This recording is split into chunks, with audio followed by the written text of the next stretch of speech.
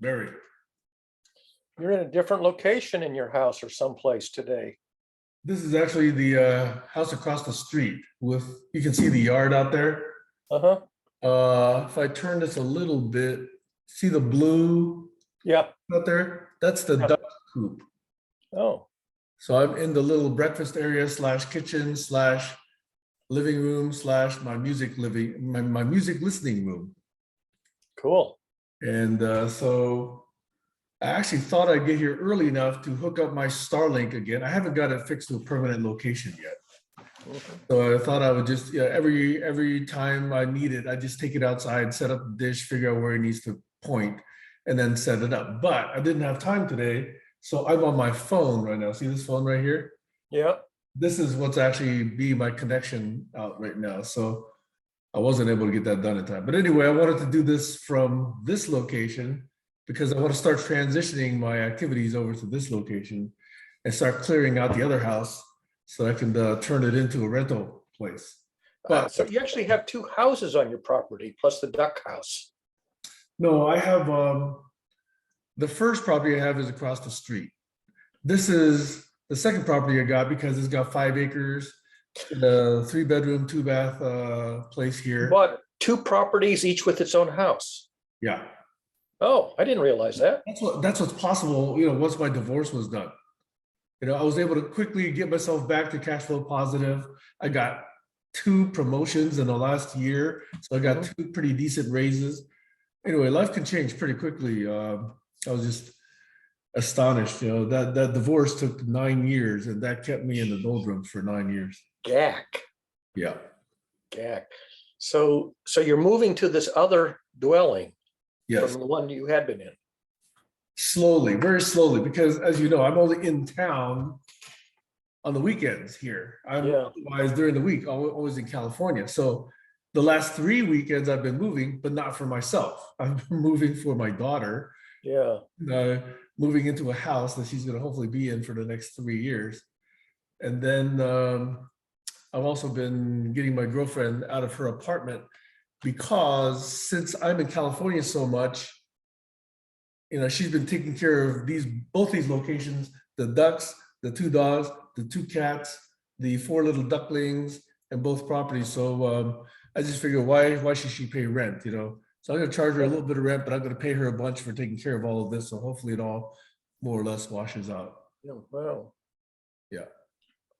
I got to do all that while I'm mostly in California. So, but I still feel lucky to be where I am, given that a year ago I was not nearly in as productive a position. You had been renting the other property up until some months ago?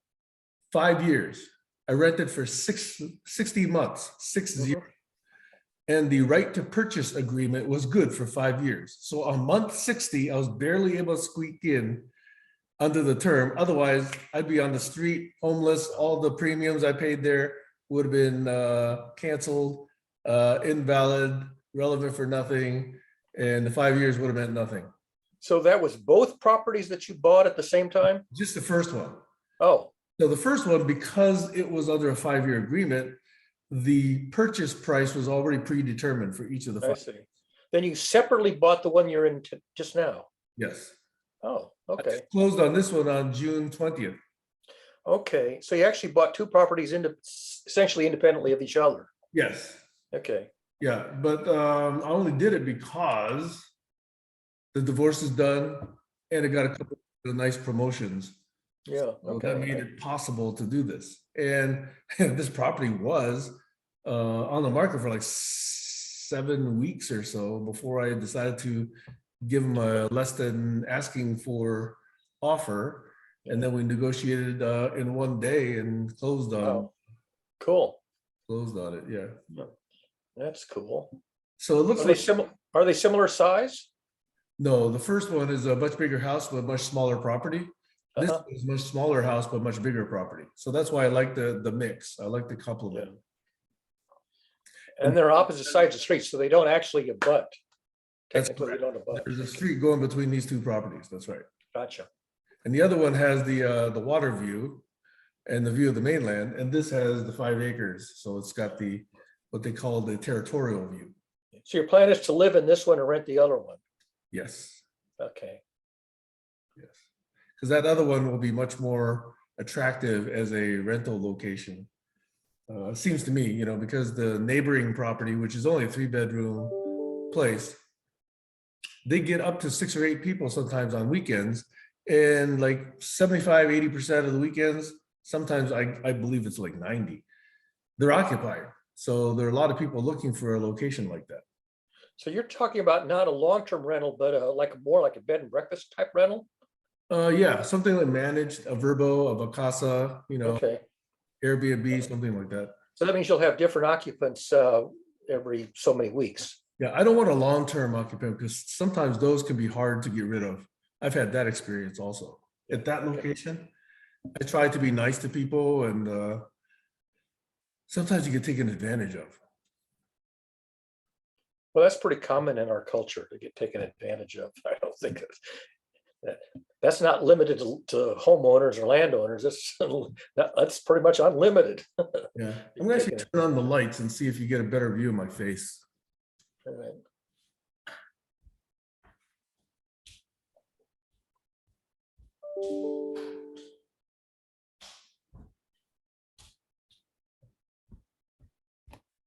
Not that I'm vain or photogenic, but it might be, Yeah. it's not a whole lot better. Yeah, you're still kind of reddish tinted, but okay. It's not an issue. I mean, I just have the windows right now. I don't have, Yeah. Studio lighting here either. Yeah. Well, I do it this way because this way the speakers are over there. Yeah. And that's really what I want to optimize. So I can actually hear the good quality sound when I'm not on Zoom sessions. So did you bring over the NUC? Is that what you're using? No, this one right now is my work laptop. It's a 5-year-old Windows machine, but I upgraded it personally to 32 gigs. And it's got the built-in camera, which is not great. So eventually I'll be using the NUC. I did bring the NUC, but I didn't have time to plug it in yet. Okay. Yep. So that's my life, Barry. Thanks for checking in with that. There's your life. This is your life, Sam Hahn. Yep. You're probably too young to remember that show. I've heard of it, but I never watched it. Yeah, it might have been before your time. I think it was in maybe the 50s and 60s.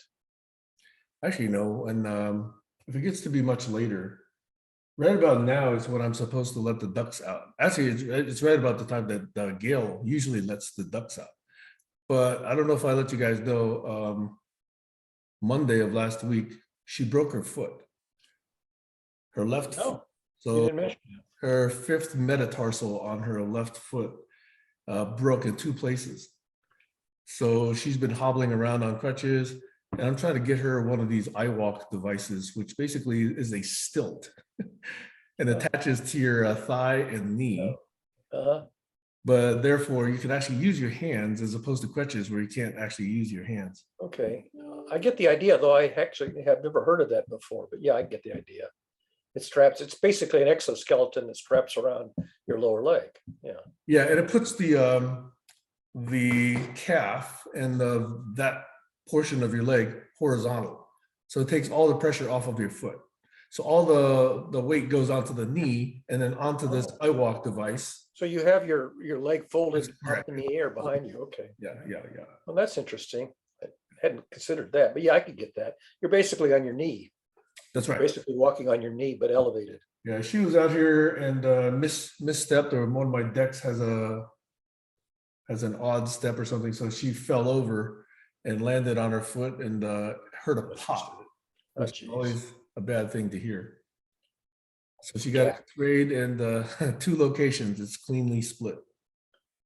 That's going to take a while to heal, and it's like weeks to heal. 2 months. A bone fracture. 2 months. 2 months, yeah.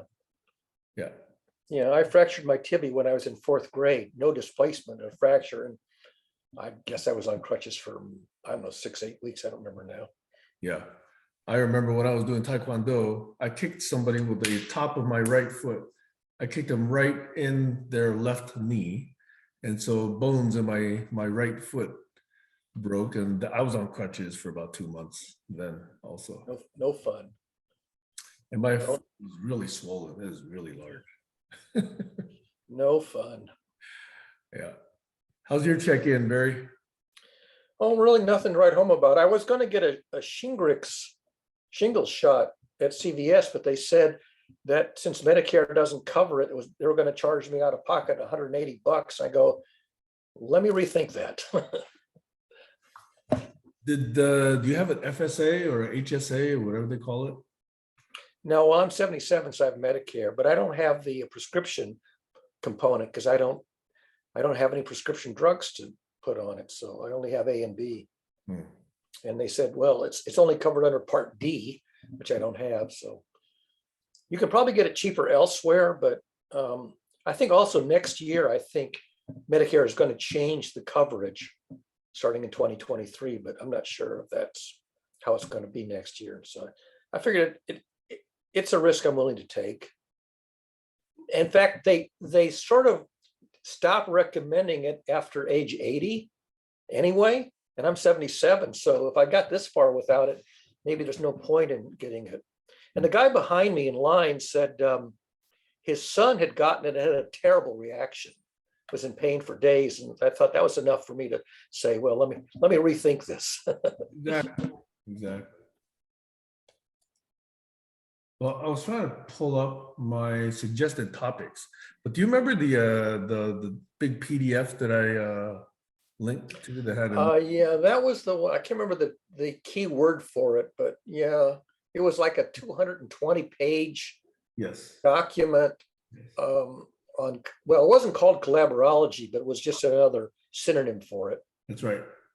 So it had a number of different techniques and protocols and actions. I thought it was pretty worthwhile for discussion. You know, let me see if I can find that word. Let's see. That was in. Was it in the messenger or was it in the? I think it was in the co-sense making group. The group. All right. That up. It's really hard to find stuff on Facebook. Definitely, you tell me about it. Yeah. I mean, it's a terrible. By the way, you know, they had a big cut in staff at Facebook, and also the investors. I think it's the investors in Meta. One of the investors pulled out a lot of money. I think. No, I take it back. I'm mixing that up with another story. I'm trying to find that post. I think it was from 2 or 3 weeks ago. Oh, wait, I linked to it in my prepared agenda topics, but why am I not finding it? I wanted to see if it's in the messenger thingy. Maybe it is. See, this is a waste of time for us to not, because I'm not prepared. Sorry. Yeah. I don't know. I remember bringing it up and going, holy schmoly, it's 200 pages. Yes. And I thought, I'm not going to be reading this anytime soon. That's a different reaction. I pulled up and said, holy schmoly, it's 200 pages. Yeah. All right, I think I found it. I don't have the patience to pour through a tome that big at my age.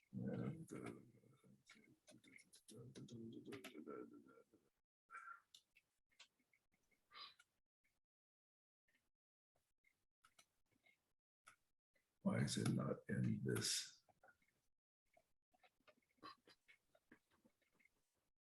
Okay, I'm gonna have to just search the co-sense making group.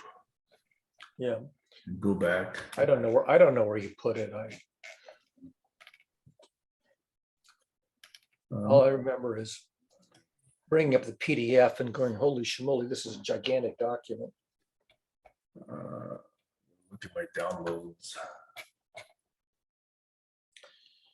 Remember Stacy? Stacy's probably out walking Marley this morning. Collective Intelligence Playbook. That's what it is. Where did you post it? You know? Let me share it again. I'll just put it in a. Where should I put it? All right, let me drop it into a barn raising chat. How's that? Would that make sense? Well, you have a separate chat for Collaborology. Okay, let me do that. Yeah. That's this balkanization thing. I guess you weren't listening. We were talking about balkanization Yeah. yesterday, and that's a problem with these social networks, is that everything got balkanized, and so your group sizes get, the size of a small cult, and very little cross communication, very little cross pollination, because there's so many little tiny balkanized sub communities. Okay, here we go. I'm dropping the PDF in now. Nesta, Nesta.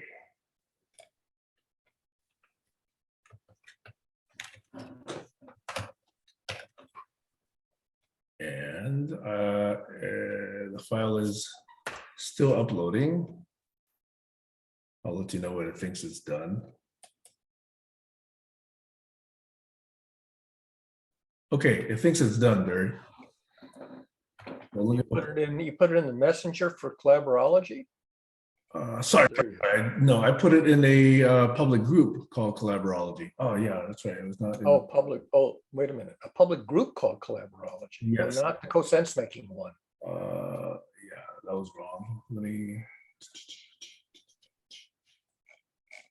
see. There ought to be soft links. There ought to be I know Linux. Yeah, I know what you mean. But yeah, so they did not design social networks for, the whole point of the internet was that everything can have a universal resource locator, URL, and yet the social networks basically threw that away. They threw away the URL. They always within the scope. Own walled garden.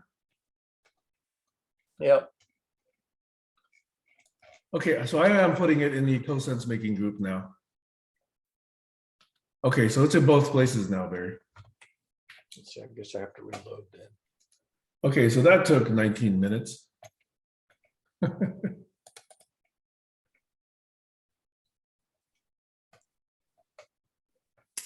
Here we go. I've got it open. Shall I share?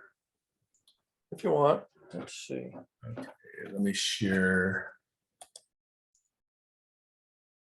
this window. Oh yeah, Nesta Collective Intelligence Playbook. See, that's even a name that you would never recall that name since it's so unique. Okay, I believe I'm sharing now. It's trying to. There it comes. Yeah, now it is. Yeah, it's a book. It's basically a book. Yes, which I like. Somebody put some thought into this. Yeah. So there's a Center for Collective Intelligence Design, which I now clearly need to learn more about, and from. Okay, so let's go step through this. Kathy Peach, Alex Bertichevskaya, and Theo Bates. Okay, I gotta look for these names, make friends with them. So this is a funded physical center or virtual center? Or? Don't know enough about it yet. Okay. So what is this play? Oh, look at this big table of contents. Yeah, see, it's over 200 pages. 218 pages, 220 pages, yeah. So introducing collective intelligence. What is collective intelligence? That's got to be good. Introducing collective intelligence design your collective intelligence project, collective intelligence design activities, building the team for CI, quick ways to boost your group's CI, exercises to communicate the idea of CI, and more resources. And I think somewhere along there, maybe smart people problems might actually be. A lot of nomenclature. That's the other issue, is that these little balkanized communities have their own idiosyncratic nomenclature. Isn't that natural though, Barry? We're always going to find that. People develop their own language. Well, that's Babel. That's the whole point of the Babel story. Correct. The Tower of Babel. It's all these different languages with completely different nomenclature for the same things. Nobody has the translations. That's for the same things. That's the problem, though. Groups go differently. If they don't collaborate, they mean slightly different things, even though they use the same words. Yep. That's a big problem in communication. Exactly.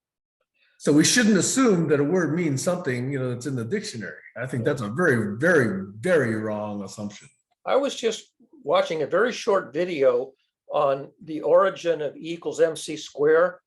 And Einstein wrote a 3-page paper in 1905 in which he introduces E equals MC squared, except he doesn't. He uses the symbol L for the energy of a photon of light. So he has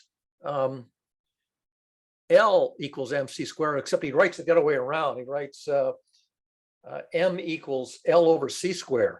And he doesn't even write the formula. He does it in text.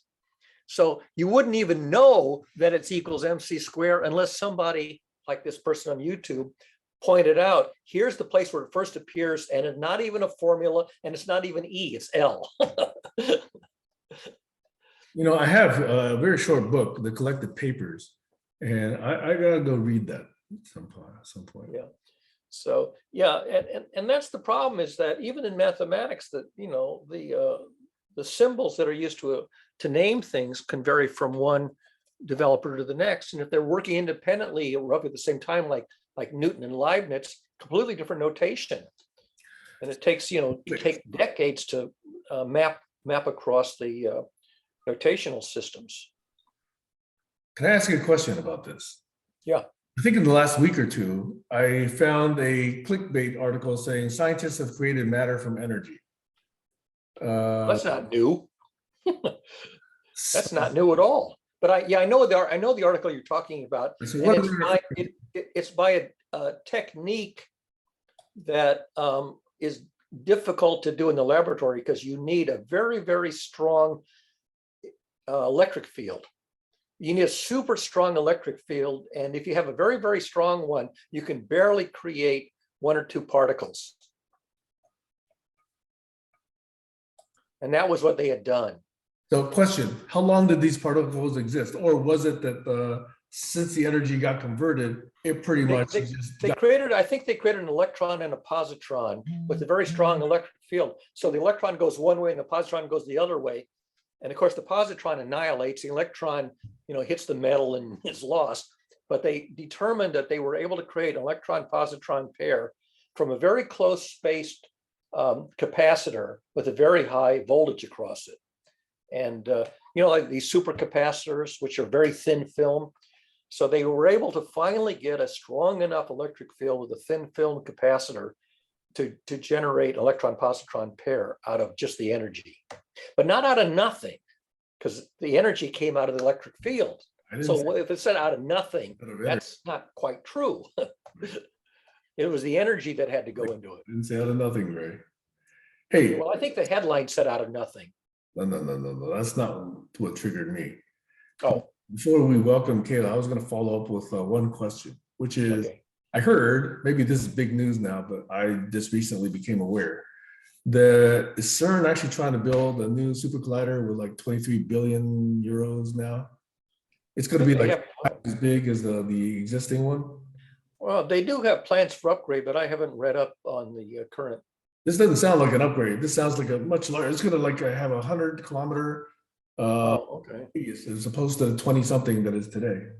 Yeah, chances are it's a proposal, not a approved plan, but we'll see.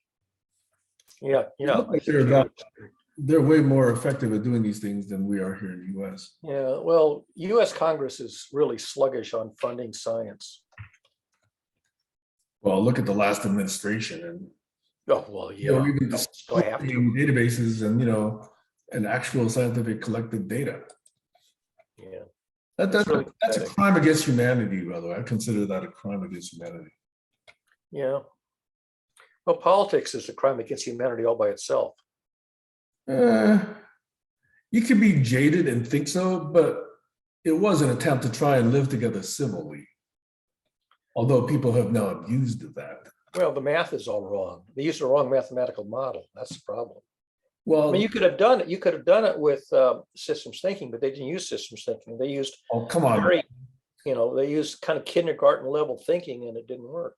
Yes. And it's too much to ask, people 1,000 years ago to do systemic thinking. We didn't have those kind of notions back then. We didn't. Or rather, Some did, but they were philosophers and teachers, not politicians. Well, the first people who began to use systems thinking in reaction to the rule of law, I think it took them about 1,500 years to write the first counter proposal. Okay, sorry, I just found the article. CERN wants to build a new $23 billion super collider that's 100 kilometers long. Why did they say that? Wants to build. Okay, wants to build, yes. 2020. This is a 2020 article. Okay. Oh, so for 2 years they've wanted to build it. Okay, well, yes, sure. So the LHC is 27 kilometers. This one would be 100 kilometers. Yeah. So then they've got to find funding and all that other stuff and do the, the groundwork to see what it's going to cost and then who's going to agree to pay for it and how long is it going to take to build. It's going to take at least a decade between conceiving and, I mean, look at how long the James Webb Telescope took, what, 30 years? So a new CERN is going to take, I mean, a decade is probably a very liberal. Very aggressive. Yeah, I would think more like 25 is probably more realistic. Yeah, so 23 billion is going to explode up to like 50 billion. And then the next question is, how much more energy will they be able to get into a collision? Because I mean, a lot of things that they want to study, they would need orders of magnitude more energy. Yeah. And you're lucky to get one or 1.5 orders of magnitude from a single incremental upgrade from the current standard. Yeah. It's like LIGO. I mean, Yeah, and the engineering is even more challenging on those. Yep. Anyway, hey, Kayla, how goes? Have we bored you to tears already? No, you didn't. Not but yet. I missed. Yeah, exactly. No, but I missed the first half of the conversation. It sounded pretty interesting, and I did see a little bit of your screen share. Well, I was always planning at one point for us to go through this thing called the Nesta Collective Intelligence Playbook, published about 1.5 years ago. And it's got collective intelligence all over the name. It's got some pretty cool ideas that, in my view, could essentially eliminate the need for collaborology potentially. But I wanted to study it and read it, and I wanted to do it with people. So I thought this would be a pretty good forum to try and pose that if people were interested. In fact, since you asked, and since I'm just running the screen now, I'm going to reshare the screen that has the table of contents here, Kayla. So the table of contents of this thing, do you see my screen right now? Not yet. You're not sharing at the moment. Oh, that's right. I have to hit share. Okay, sorry. All right. Okay. Yeah, there's the table of contents. So it says, introducing the CI design playbook, collective intelligence. What is CI? Introducing CI design. Design your CI project. Collective intelligence, CI design activities. Under here, they got issue maps, stakeholders, cover stories, data mapping, data ethics, solutions, mapping solutions, unique perspectives, people. Sounds like John Keldon's cards to some extent. But my interest in this was to see if, number one, I can learn a whole bunch.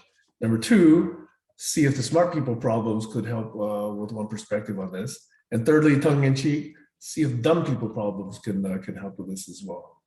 But pretty much just to try and learn from other smart people.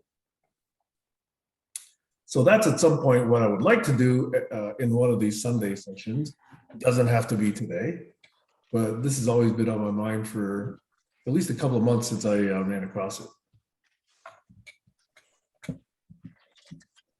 Sounds good. So congratulations to Kayla. I think she just got a promotion and or a raise recently. Thanks. So when you finally get your millions, I want to come work for you, Kayla. Yeah. And No, I would yesterday have you to. said Maxwell was sick. Yeah, he's a little bit of I don't know what the hell it is. He was feverish for 2 days, 101 fever. And now, today he was coughing, and his nose is a little stuffy. Yesterday or last night, he was coughing and his nose is a little stuffy, but no fever. So I have to give him a COVID test sometime today, and then we'll see if he can go back to school. So what do you, did you get a diagnosis? Or do you know specifically what he came down with? No, I did You don't not. know, okay. No, I usually like to, give the kids little to no medicine. I mean, obviously, if they're totally suffering, I'm going to give them medicine, but, and just see if they could just wait it out. But I do know something is going around in the schools because his friends had the same issue. So, well, the other kids who have the same symptoms, do any of them have a diagnosis? One of them did, but I forgot. Okay, it's not Because COVID, is it seasonal flu or something like that? Yeah, something like that. Yeah. Not okay. COVID. It's a little bit early though for seasonal flu. Well, it's the 1st of October. I think it's a little early for seasonal flu though. Yeah, so I don't know. I think It's the back to school stuff. yeah. Plus we're still like, the residuals of COVID and sharing our germs with each other once again. Yeah. I think everyone's immunity is kind of weird. Well, also the other thing is that if you stay isolated like we did with lockdown, I mean, normally you get exposed to low levels of pathogens, from being out in the public, the agora. And the less you're out in public, the less you get exposed to low level pathogens, which are sufficient to trigger an immune response without actually getting sick. It's the long periods of close contact, like like in a classroom, where you get, a strong exposure in a short amount of time that your body can adapt slowly if you get just little trickles of pathogens, little every week. Yeah, that makes a lot of sense. It's like taking a poison. You can, medicine is a poison. If you overtake too much of it, it's harmful. But a little bit, over a long period of time, you won't get any symptoms, but you'll build up an immunity. I turned out to have built up a natural immunity to polio. Before they had the vaccines for polio, they were taking blood samples from children. And my father volunteered me, and I turned out I had a natural immunity to polio, which means that I had been exposed to a low level pathogen, but not enough to get sick and enough to trigger a natural buildup of immunity. That's great. You're lucky. Probably because I didn't go swimming, because I'm a redhead and I burn in the sun. I didn't spend a lot of time in outdoor swimming pools, which is where you mainly got polio from. Big public pools. I gotta tell my son that then. He's gonna try out for the water polo team. Yeah. So the kids who got it the most are people who routinely went swimming in densely populated public swimming areas. I couldn't do that. I just get sunburned.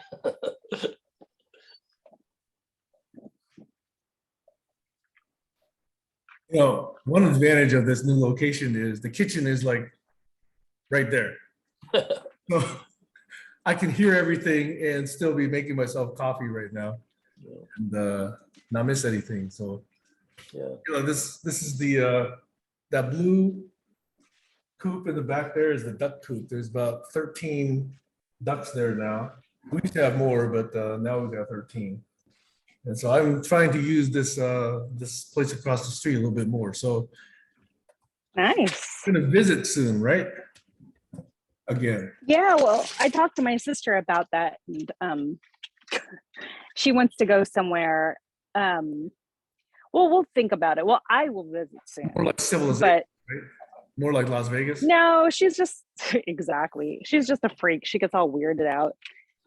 She's not familiar with something. So I told her to look up, Seattle or Washington, just in general. Or, and she doesn't know. That's another concern. Yeah, she's not as adventurous as me. She gets all like, are you sure you want to go there? You can always go to Arizona and go to the The gem show. So that's what we're planning on doing. In January, we'll probably go to the gem show in Arizona. The gem? So yeah, there is a gem and mineral show in Tucson that's very popular. A lot of people like to go there. They get great deals on, huge stones, gems, of course. But she wants to go to check it out. I actually know a So guy I'm like, oh, in uh-huh. his wife goes around to all these different shows around the country because she makes her own jewelry and sells her jewelry. Yeah, that's cool. The water just got done, so I'm going to pour myself a coffee. I'm still able to hear. I'll be right back. So, Here we go. looks like a percolator. This is one of those electric kettles, Oh, it's just hot water. Yeah, but that one that has, I'm lazy. Okay, that has instant coffee in it. Right I was going to say instant coffee. Okay. Nothing wrong with instant coffee. I just got to kind of surprised me that you were drinking instant coffee. Barry, I'm not a snob. Okay. In fact, I He's live. not a snob. He's just an asshole. Just kidding. I'm not a snob. I'm just an asshole. Okay, and very simply, in fact, I envy people like Kayla who live orders of magnitude above my station. Yeah. What? She's always going to Disney. She's going to Vegas. She's going traveling here and there. I wouldn't call those fancy places. I hope the life that Kayla, exemplifies someday. You mean the not giving a shit life? Lifestyle of the rich and famous. Yeah. Yeah. Ah, there you go. I love my Copico instant coffee.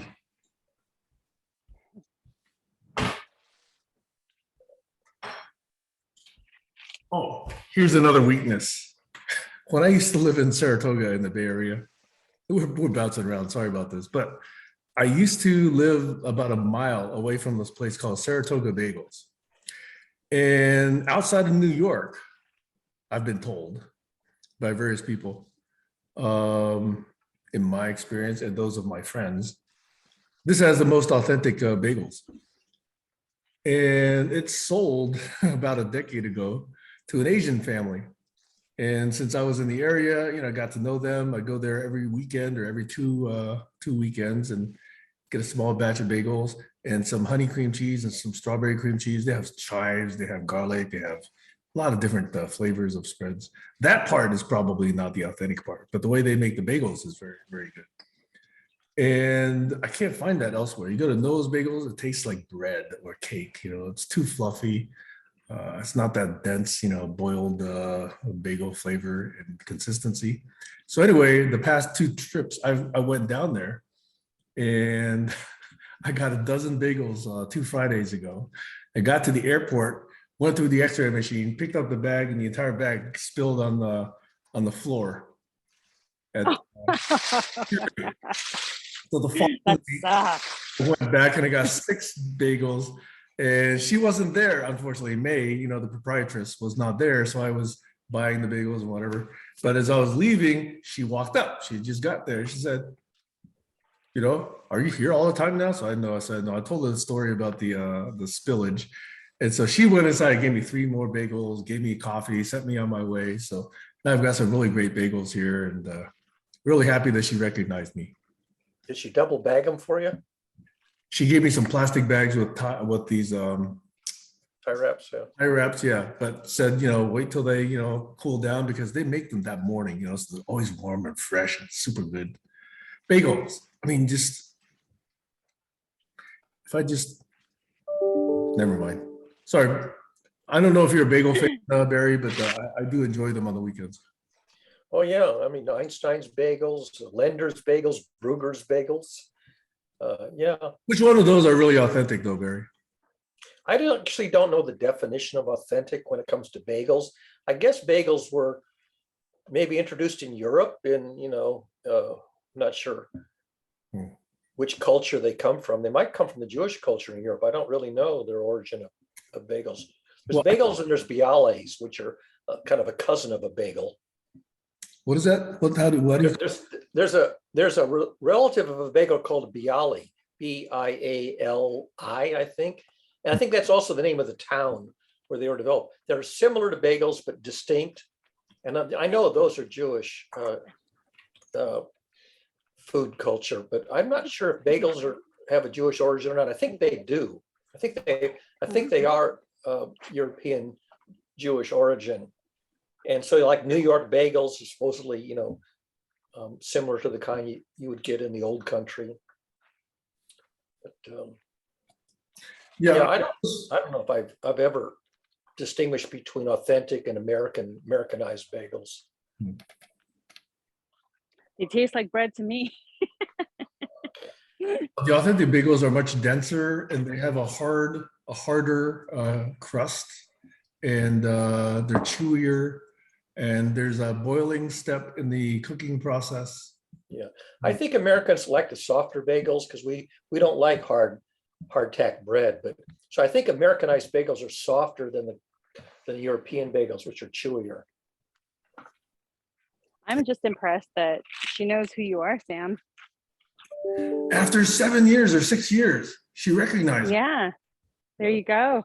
No, The only time essentially people recognized. recognize me is like bars and KFC. I guess places you go to bars. That's where they recognize me. Oh, there you are, a regular. It's so embarrassing. Buyer, you're a frequent bar patron. Me That's what you or said. Barry? Oh, well, you know what? I go to, it's because of the specials. It's like the happy hour specials. Mm. So there's this Vietnamese restaurant that has the best happy hour specials from like 3 to 6. You can get super good, super cheap food. But of course, it's like served in the bar area. And so, yeah, that's why. Hmm. That's why they know me at the bar. Good food, low prices. Yes. You don't worry about getting hit on in these places. She doesn't. Oh, you know, She knows it happens. no. I mean, first of all, I'm older now. I don't get hit on as much anymore. And second, usually if I go to the dive bars, all the alcoholics know that I'm way above their league, so they don't even try. That's awesome. Like they know I'm not going to go home with them. No chance. Wait, is there a scraping sound that I'm hearing? There is a scraping sound, but I don't know where it's coming from. I heard it. Oh, I'm sorry. That's me. Oh. I'm cleaning my backyard. Oh. I'm just like raking leaves, but I'm almost done. Actually, I could be done right now. My yard waste is full. You'll be proud of me. I cleaned my toilet yesterday.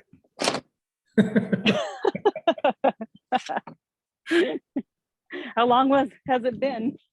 Quite a while, but because I've had cleaners come every week or so, up until Gail decided to help me out with my places, and I've been spending a lot of time. But ever since Gail broke her foot, did I mention Gail broke her foot last Monday? Yeah. No, I have to do That more sucks. help these days. I need to budget a cleaner in for my house because I'm just exhausted all the time now. There goes that raise.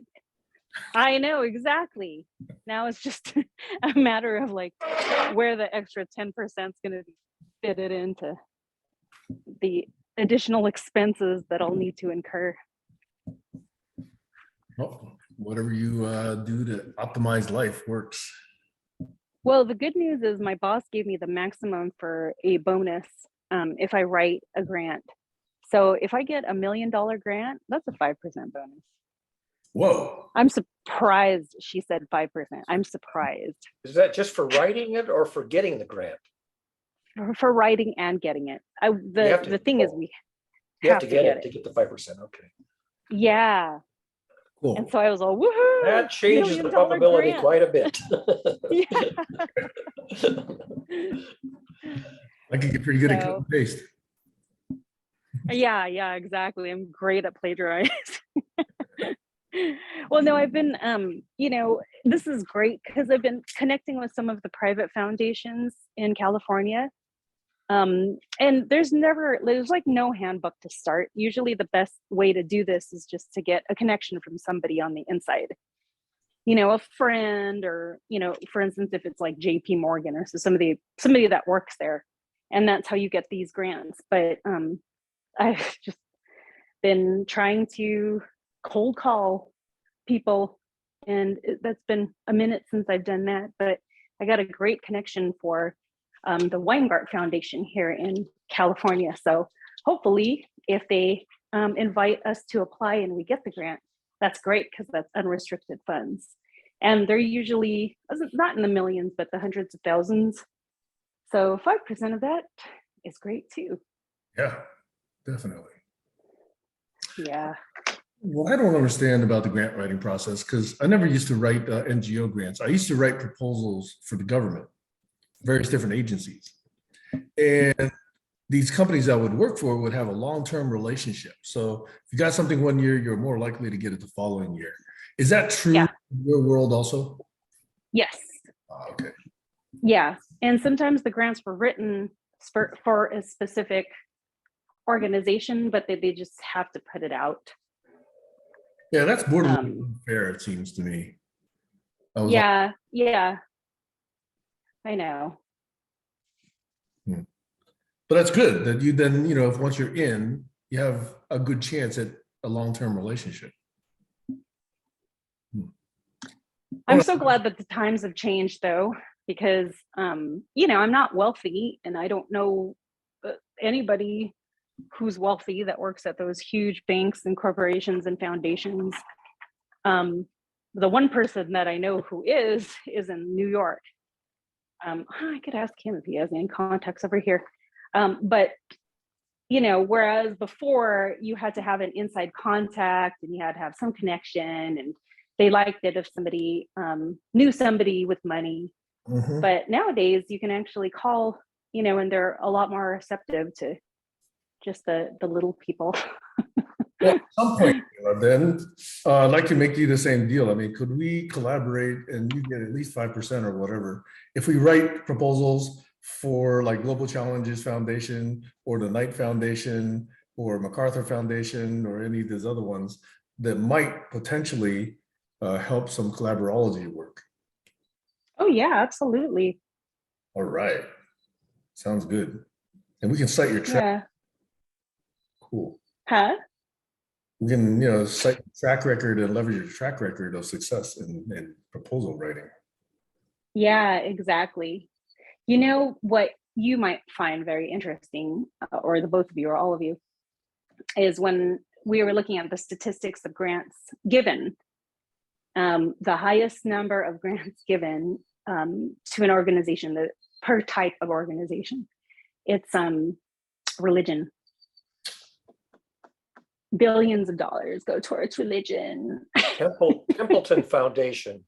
The Templeton Foundation will also fund secular projects that overlap with theological concepts. It doesn't have to be purely religious. It just has to have some intersection with secular and theological. I guess that's big because then they're exempt from taxes, right?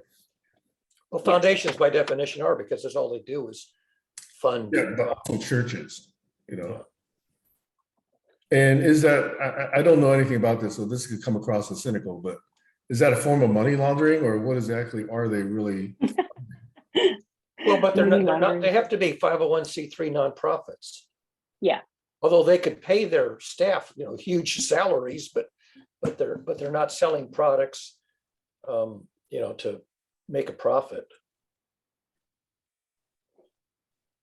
There's a technical definition of 501c3. Don't ask me to spell it out for you. Don't ask me either. That is the nonprofit status.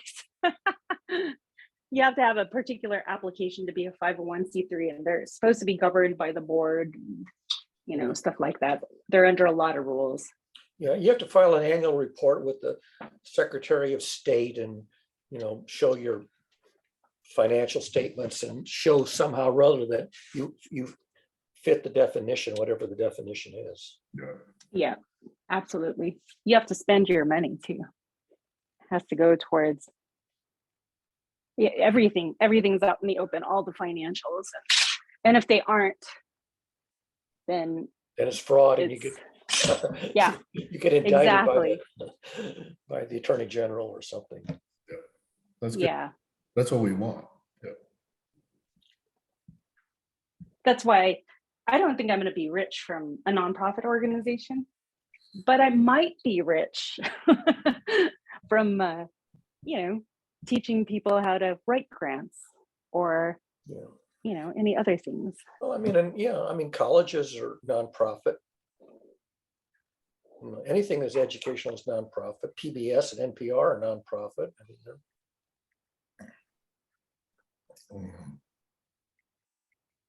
Another good topic at some point, maybe at this point, is how we track money flow. Because that's Yes. crucial to fighting corruption and abuse. And I mean, just look at follow the money. Remember the phrase "follow the money"? words, That was in Watergate. Follow the money. but especially what Letitia James is doing in New York now. I love what she's doing. Following the money. In fact, a $250 million case sounds too low. It's way too low. It's nothing. It's nickels and dimes. I'd rather see jail time. Significant jail time. Anyway. Oh, yeah, a bunch of the Nixon people spent time in jail. Sandy Berger spent time in jail. Not a lot of time, but some. Well, we know a number of 45's associates have already been convicted. Yeah, and then pardoned by 45. Hopefully there will be. Although, yeah, I mean, yeah, the one lawyer, Cohen, he did spend like a year in jail, I think, or something close to that. Yeah, and now he's quite vocal. He's all over YouTube now. Yeah. Oh, looky there, a puppy.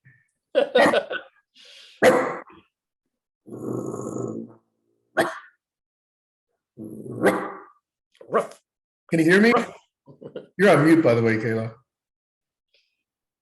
Oh, the dog he was lets me barking. hug and kiss him. Hey. Ruff. No, he can't hear you.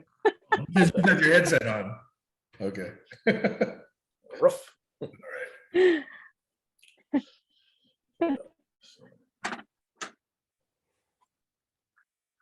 Okay, so question is, does that Nesta study sound interesting, or shall we dig more into transparency and money flow and grant writing and or dogs or ducklings? That sounds good to me. Let me ask a question then, since I just want to riff on this. Have any of you, maybe Josh is the only one, have any of you owned goats or donkeys? Yes. What about it? Yeah, that's offensive. Offensive. Why? Because I'm actually looking at getting goats or donkeys right now. I totally owned a goat. Well, my dad did, and then he slaughtered it a couple of days later. But yes. Oh, really? So it wasn't part of the Family. family, okay. No, it wasn't part of the family. Sorry. Why specifically goats and donkeys?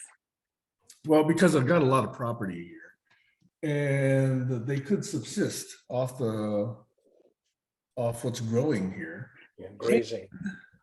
Donkeys, in particular, I was told, will actually keep coyotes at bay, and it's coyotes that have been grabbing my ducks. So if I get a donkey and they like it here, then potentially they can keep the ducks safe. And that's why I'm considering that. Would you have to keep the donkey tied up so it doesn't wander away? I don't want that. I don't want them to be free roaming. Otherwise, they wouldn't be able to get at any threatening coyotes. So you have them on a long leash, long rope or something? Or? No, I just want them to, feel like they know the property. But they wouldn't know where the boundaries are. But I've been checking out some donkey videos, so I'm trying to learn more about them. Some of them are quite domesticated and like to be with their families. Donkeys are very sweet creatures. That's what I saw. I'm learning more about them. I'm curious, Goats too. how come that was offensive?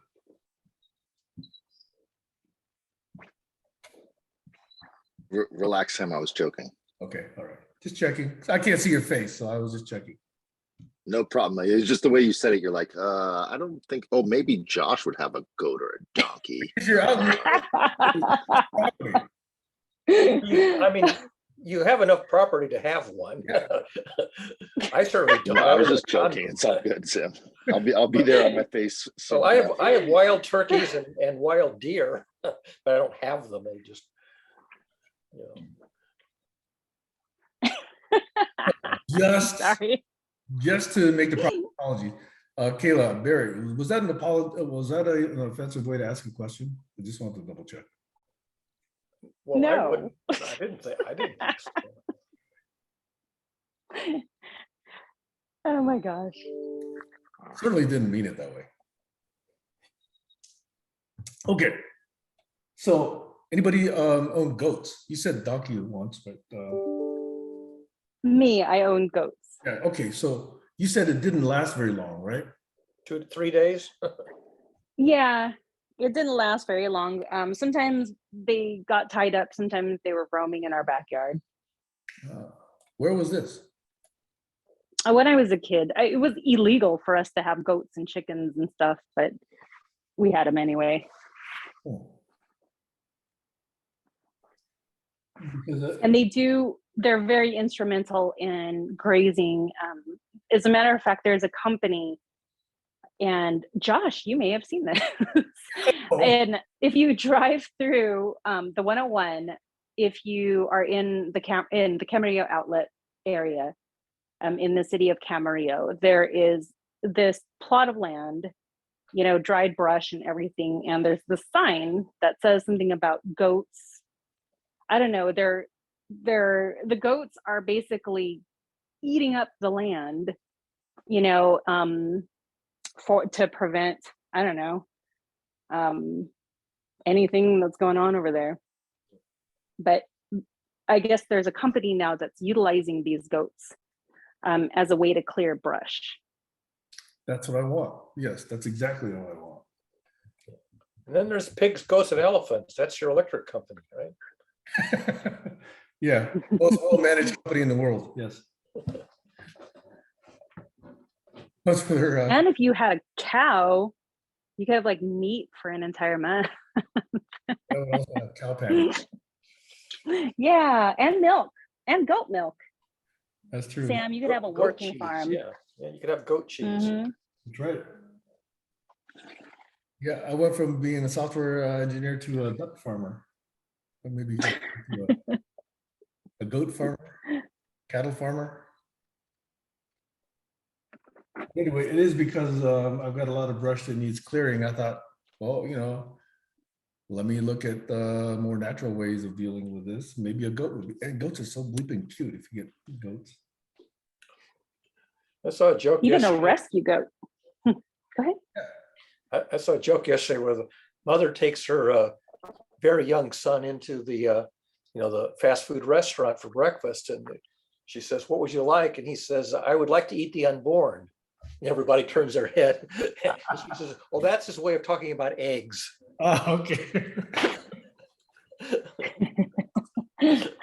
I like to eat the unborn. Oh, you want eggs? Okay. Talking about language and misunderstood meanings. All right. So let's see. We've got about an hour already. So let me at least touch on their definition of collective intelligence and see if that spurs anything, okay? Because I was kind of curious about their take on things. So let me go to that page and then share. Okay. Okay, so let's scroll through this together. Let us share my window here.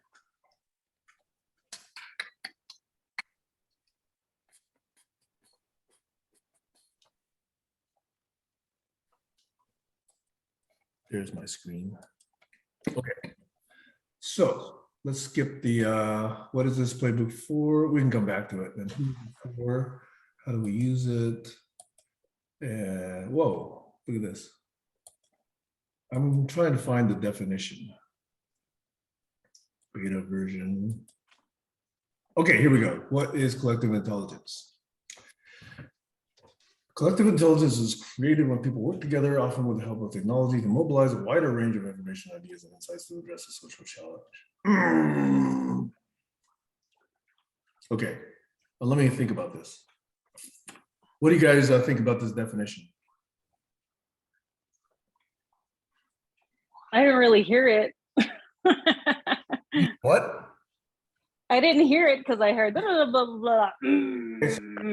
I have it on the screen, but it says collective intelligence is created when people work together, often with the help of technology, to mobilize a wider range of information, ideas, and insights to address a social challenge. Okay, well, there's nothing wrong with the definition. But it says is created, but it doesn't talk about what it is.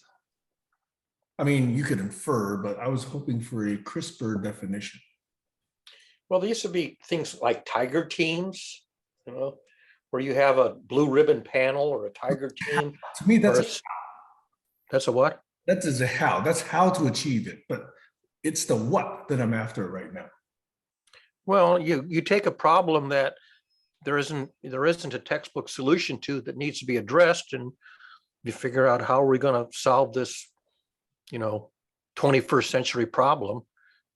And then you form a group of subject matter experts who are going to research it and make recommendations. Blue ribbon panels, tiger teams, whatever you want to call them. Okay. So I'm sorry, are you saying, is it defining intelligence in general as a process? It's really problem solving, I think, because social challenge, I mean, in America, they use the word challenge, where in Europe, they use the word problem, but they're really synonyms. So we talk about challenges, and that basically to address social problems. And so it's a problem solving collective. Okay, so I'm going to read one of the smaller font. No, don't eat that. Okay, sorry, go ahead, Kayla. Oh, I'm sorry. My dog wants to eat one of my implements. So carry on. Sorry. No, if you have a comment on the definition, I want to finish that part before going on to the next theme. Well, quite honestly, problem solving processes, if that's what intelligence is, I guess that would answer your what is it? It's like a process. Yeah, it's problem solving. I'll give you a definition of intelligence. Intelligence is the ability to think, to solve problems, and to reduce the entropy of a system. Would you be Oh, willing? I'm sorry. Collective intelligence.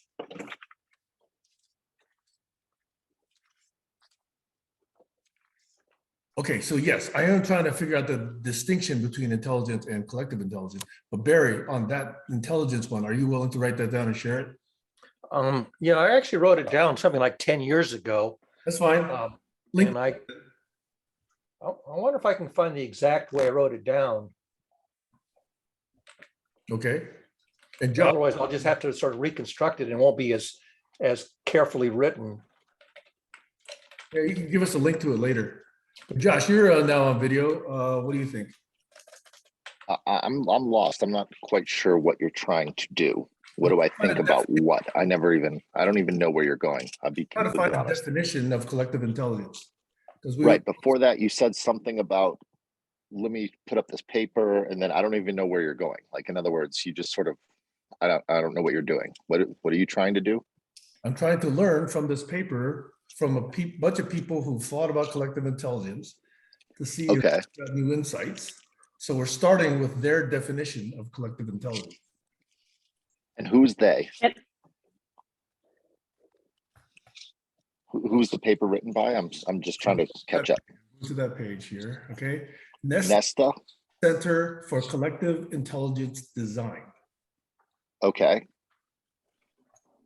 And what's the purpose of this? I'm just trying to ask, like, why are you trying to learn from a place called Nesta what collective intelligence is? Because they call themselves collective intelligence, or you want to pattern off of that, or you want to get a grant, or what is the intention? That's where I'm lost.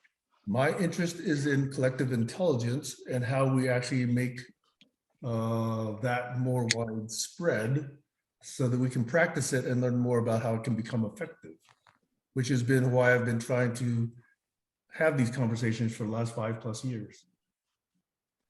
I'm very aware of that. So what is the intention though? Okay, now you've learned about collective intelligence. You have a group of people collectively solving problems or challenges. Then what?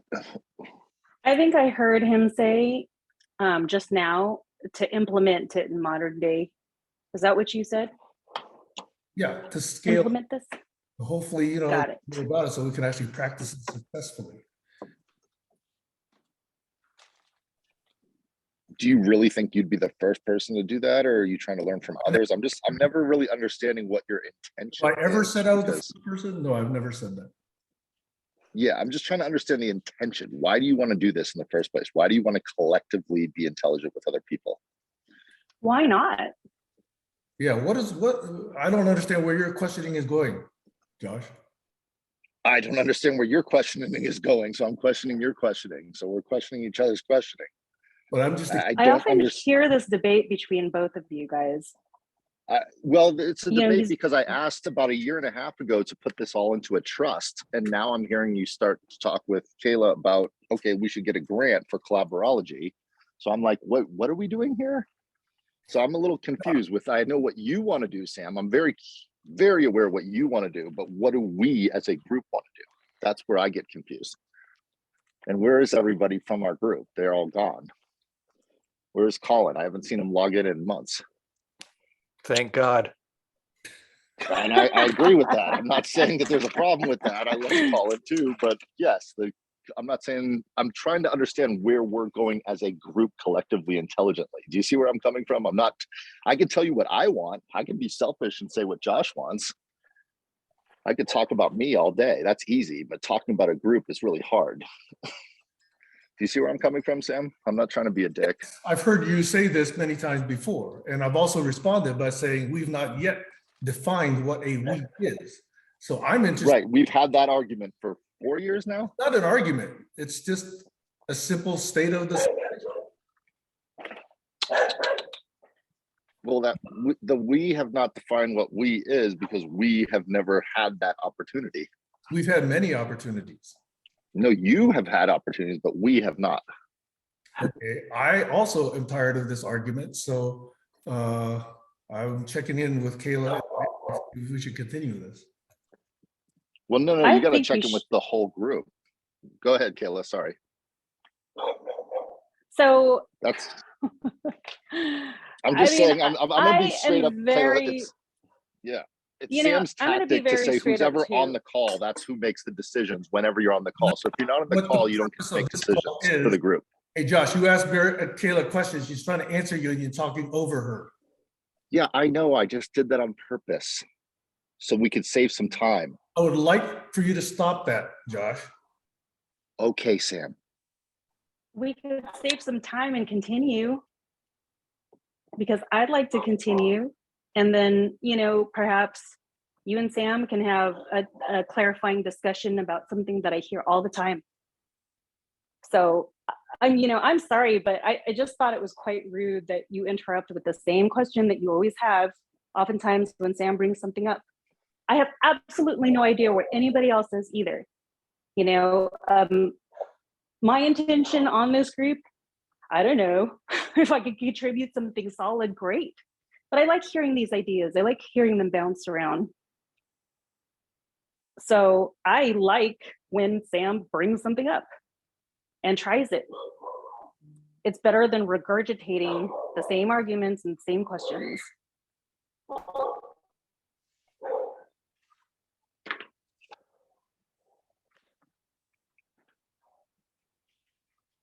Can't even see myself. Do I raise my hand? I'm trying to be polite. Sure. Okay. And what are your thoughts, Barry? I was trying to look up my definition of intelligence. Okay, fair enough. And I'm not trying to be a dick. I literally, I feel like I'm quiet for, I don't know, 5 months. I say one thing and you're like, you're talking over Kayla. I mean, come on, man. I've been quiet for 5 months, Sam. I didn't talk over Kayla for 5 months. Go back to the I record, say, what you did today. what? You can go back to this. I'm sorry, you didn't raise your hand. That's the protocol. You have to raise your hand if you want to speak, Sam. Interrupting you because you like interrupting people. You have to raise your hand if you want to speak, Sam. That's the protocol. We all agreed on that. That's your rule. No, that's your rule. Okay, You so agreed on now it. you're being an asshole. Yes. No, that's the rules.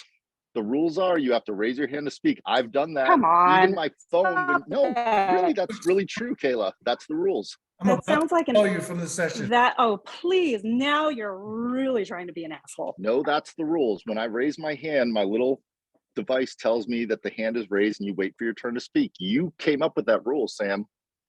That was a suggested guideline that we actually didn't put into practice. It is the general practice, but when you interrupt and you actually are very rude, talking over Kayla and myself, then I'm actually saying, hey, you're the one that broke the rule first in this session here.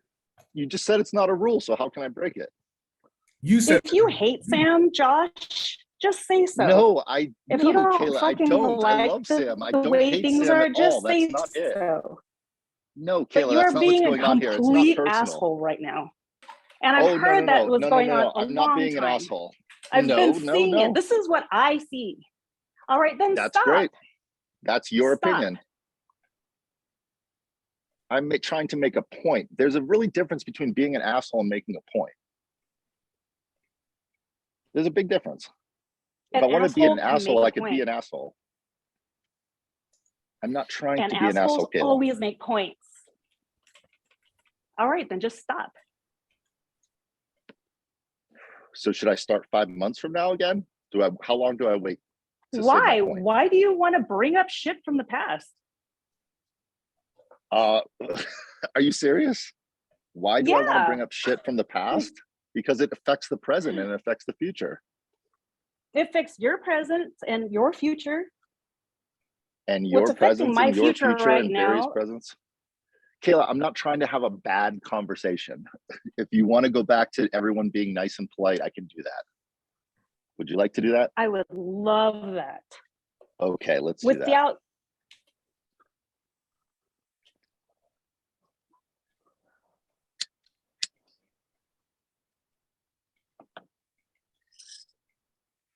I think I remember my definition, but I actually can't find it. I think I wrote intelligence is the ability to reach goals, solve problems, and reduce the entropy of a system or something like that. I can't find the exact definition.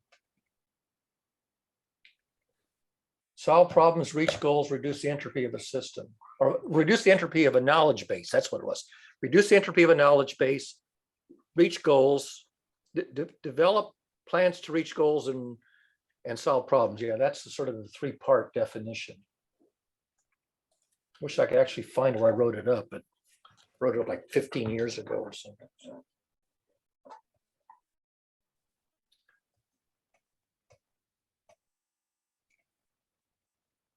So what do you guys think of this collective intelligence, the definition? What do you think of it, Sam?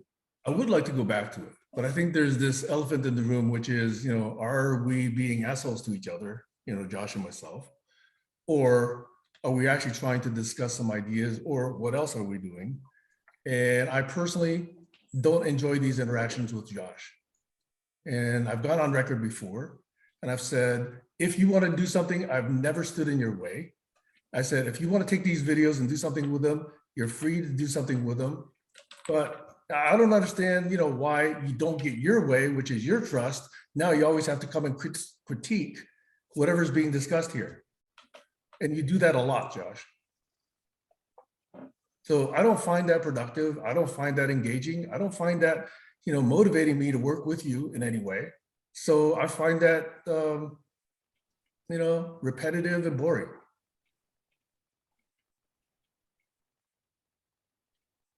Yes. I just have a quick question. How many times in the last year have I done that?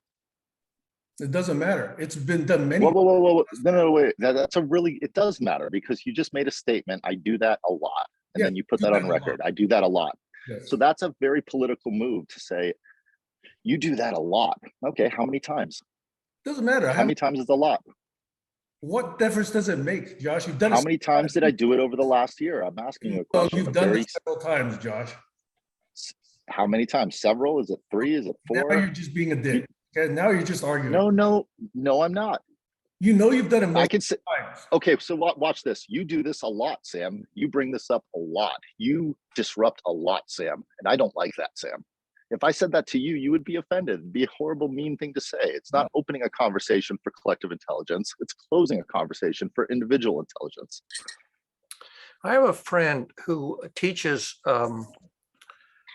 nonviolent communication.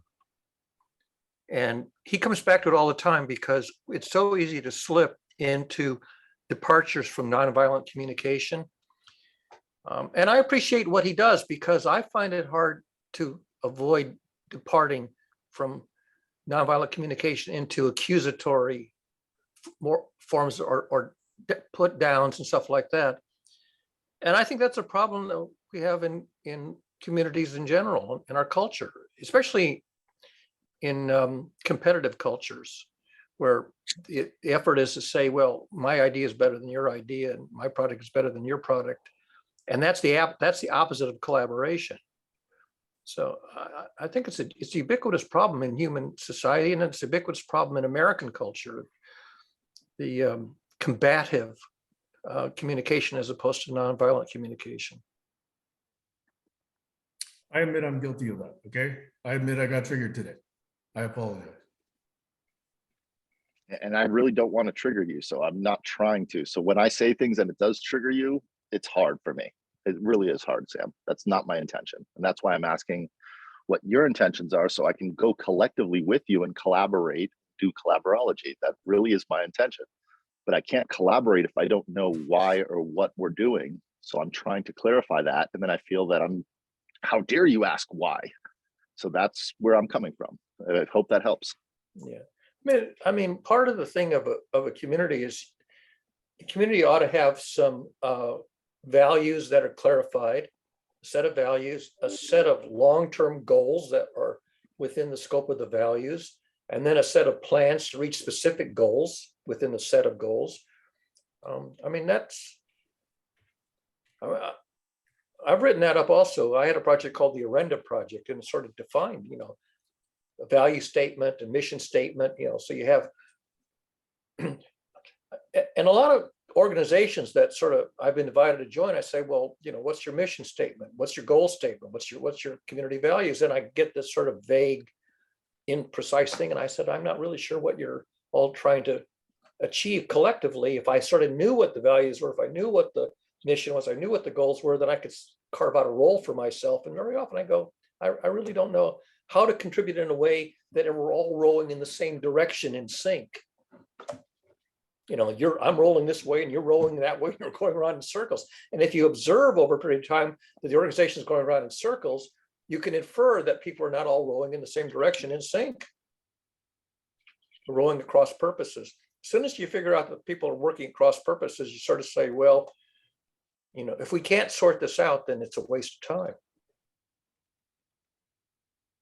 And I eventually do walk away from organizations because of that. I think it's the individuals.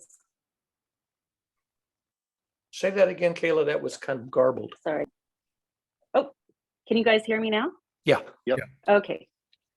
So I also think it's the individual's work to be able to have a thought and see it through, the consequences of that thought, and be conscientious of that. just because like I'm forming a committee, a fundraising committee of very different types of personalities, women that I've never worked with before. And one in particular isn't very clear with her ideas, and it appears to be she gets a bit offensive or offended. And so typically what I do when I'm moderating that group is I'll ask a clarifying question. And if the question seems to even offend or trigger me, I just stop it right there and I try to think things through, like, okay, well, if I continue to point out the fact that she omitted this or that, which led me to say what I did, it makes me accountable for, like, okay, well, I can do that, but I'm probably going to sound like an ass and condescending, and I don't want to. You know, I want to get through this meeting and I want this idea to come into fruition. And anyhow, that works for me usually, is just like I sit and I think things through. Well, if I want to be a bitch today, then I can say this. Or I could just let it go and proceed on with the conversation. But that's just me being aware that my communication style can be condescending and bitchy and mean. Sometimes it should be.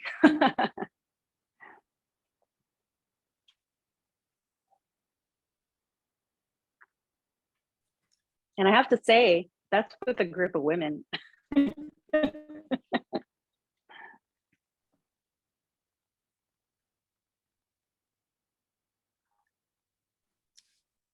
So if I may, I'm going to respond to Josh's question, which is, why have we not created a trust? I believe that's the question.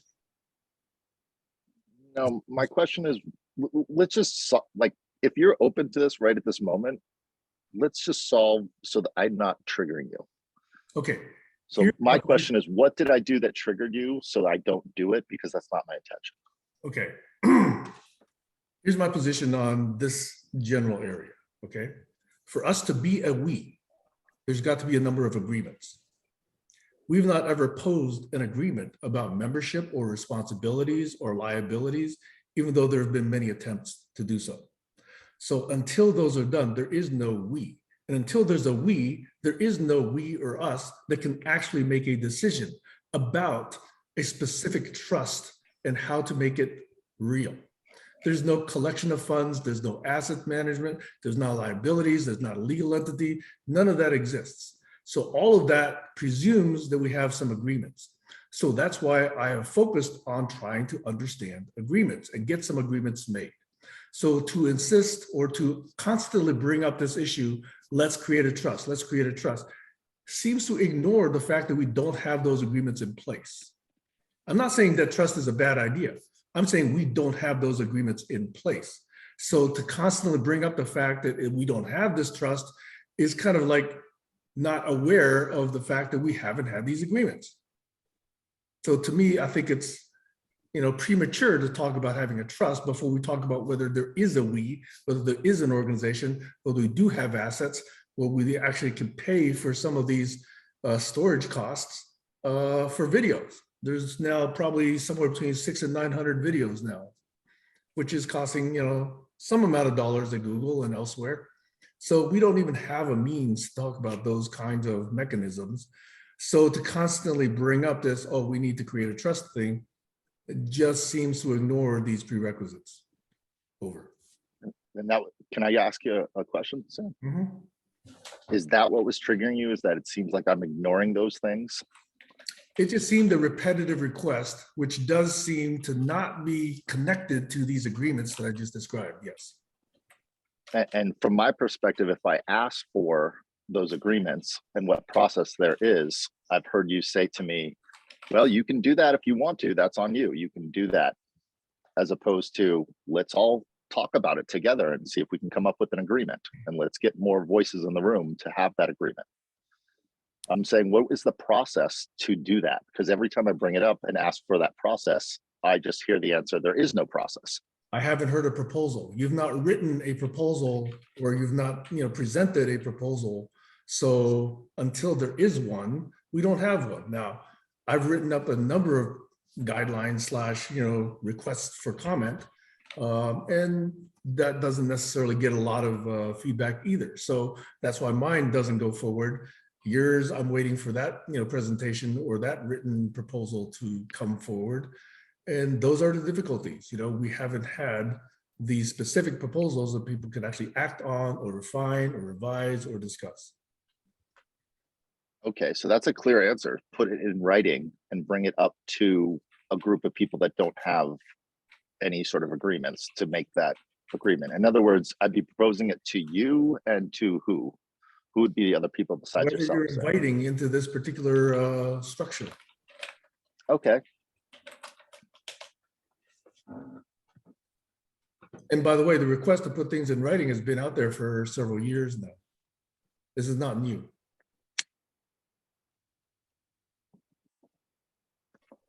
well, I feel more clarification with that. Do you, Sam? Is that I'm understanding now that you're saying put it in writing and propose it to me and whoever else you want to propose it to. And I'll decide if I want to join, and Barry and Kayla and anyone else can decide if they want to join. Sure, absolutely. And that's what I'm saying. I've never dissuaded anyone from doing. You've been free to do that for as long as we've been talking. Got it. And from my perspective, I wanted to have more conversations about it before I put it in writing so that I'm not wasting my time. Well, I did ask when you brought this up before, what do you think a trust would solve that we cannot do now? And I haven't. Yeah, my answer was ownership of the assets that we're creating, which is this conversation right here. So right now, there's only Right now, it's payment of storage costs, and that's been the only liability, and we haven't talked about any other restrictions on these videos ever. Many of them are posted up on Google. You can copy them, you can download, you can do whatever you want. I admit some of the later ones have not been up there simply because of matter of time, not because of matter of intent.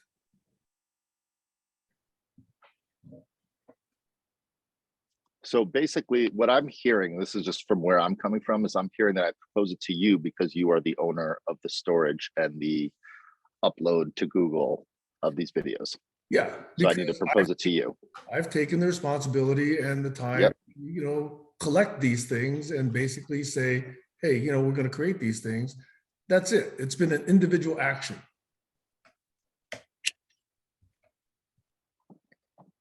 Now, anybody else could have chosen to start a series like Doug, on Sundays, or anybody else on Fridays and Thursdays, record the videos. You could ask them exactly the same thing.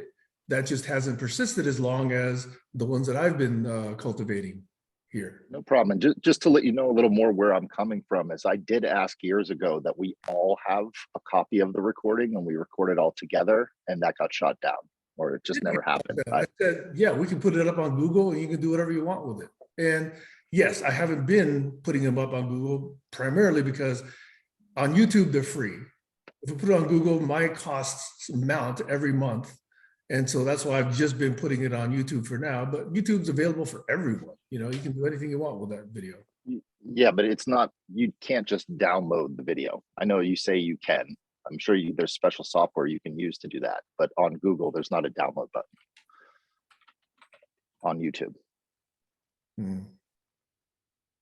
So if I present you a way to download videos off of YouTube, will that satisfy your need? If they're all up there, I still have to go to Doug and to Tammy, other people who had recorded and saved them. All of mine.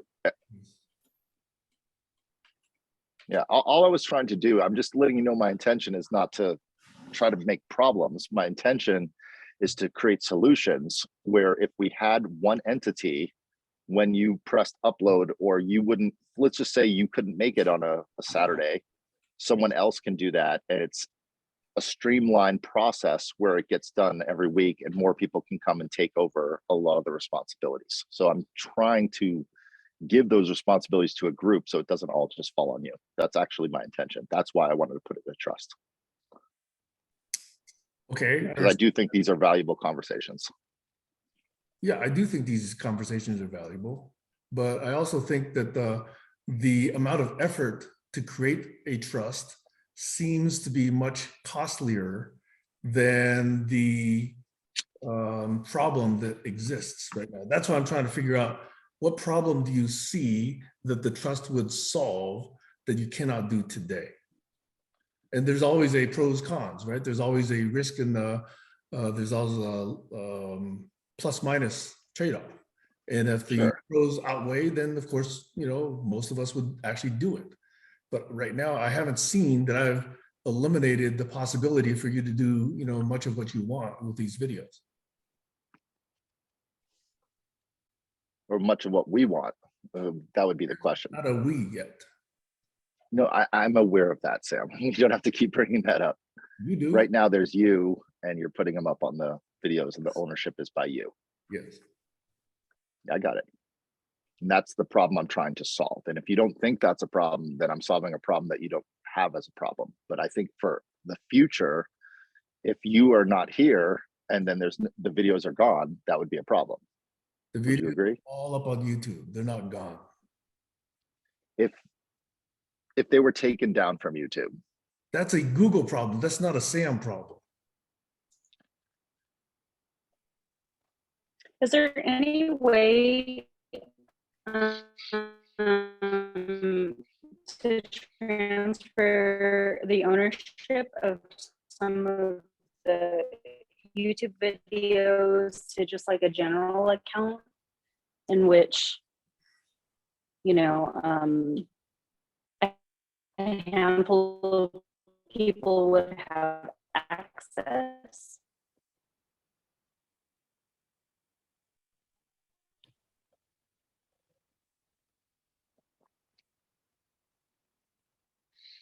Like a global So Kayla, I don't know right now, but your audio is coming across kind of, email account or something. at least for me. Is it my connection or maybe? No, no, it's coming Sorry. across. Kayla is stretched Me- out in slow motion. I'm actually listening. You were getting what we used to call net lag, Yes. Oh, time yeah, dilation. the funny thing is I'm actually listening 100% too.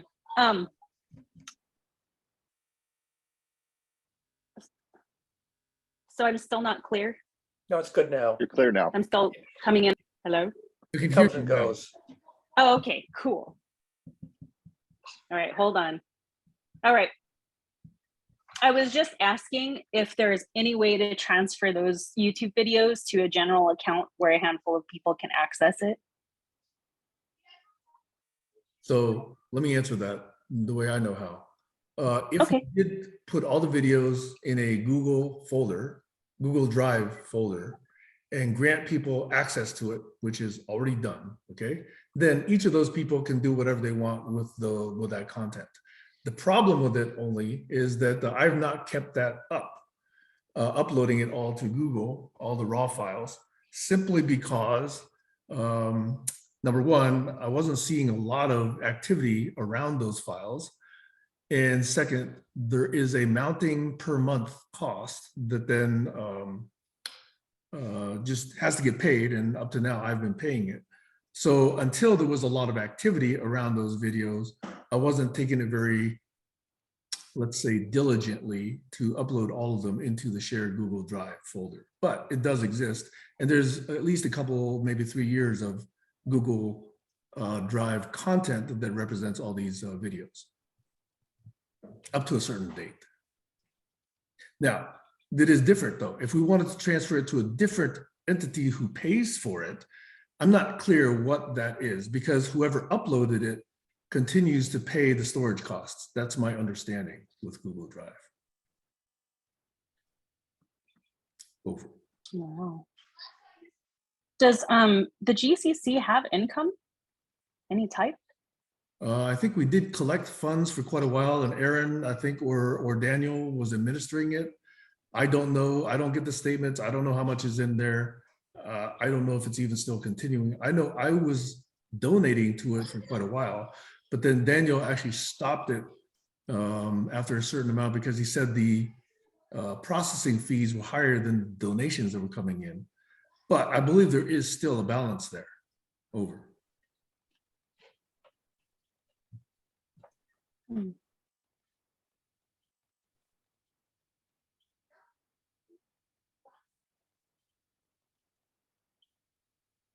So I was just asking the question, what would the trust solve that seems to be a big problem right now? And I wasn't getting a clear understanding of that.